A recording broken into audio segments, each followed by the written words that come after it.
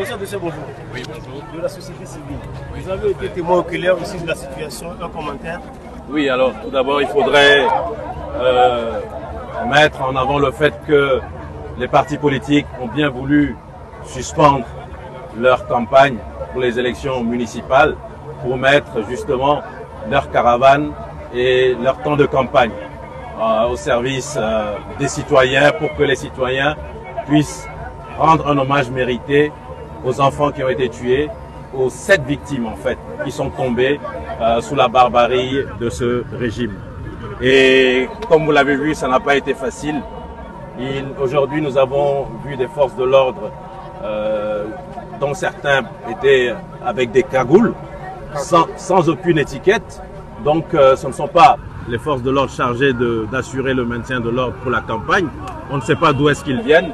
Et voilà que ces forces de l'ordre ont tout fait pour nous empêcher. Mais comme le président Fabre l'a rappelé, nous avons pu quand même symboliquement faire le dépôt de gerbes. Et pour nous, c'est ce qui comptait. Il fallait vraiment rendre hommage. Quel commentaire cette situation qui se produit encore suscite en vous? C'est écœurant. C'est le régime togolais dans sa face la plus hideuse, celle que le monde entier est en train de voir aujourd'hui. C'est hideux, c'est écœurant. Quand vous avez des citoyens qui tombent et que certains citoyens veulent leur rendre hommage, la moindre des choses, même en temps de guerre, on respecte les victimes.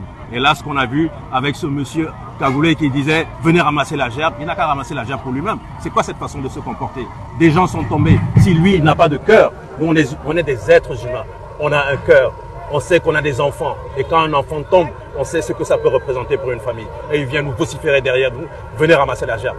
J'ai failli dire un mot que j'allais regretter, mais je préfère m'arrêter à ça. D'autres manifestations sont en cours? Oui, bien sûr. Vous les maintenez? Bien sûr, il y aura d'autres manifestations. Demain, après-demain, la semaine prochaine. Je vous assure, maintenant on est rentré dans une situation où il faut cette guerre d'usure pour dire à ce régime « stop, on n'en veut plus ». Le peuple togolais a suffisamment démontré sa volonté de changement. Qu'est-ce que les gens veulent de plus? Il faut vraiment qu'ils s'en aillent, c'est tout. On ne peut pas continuer avec un régime qui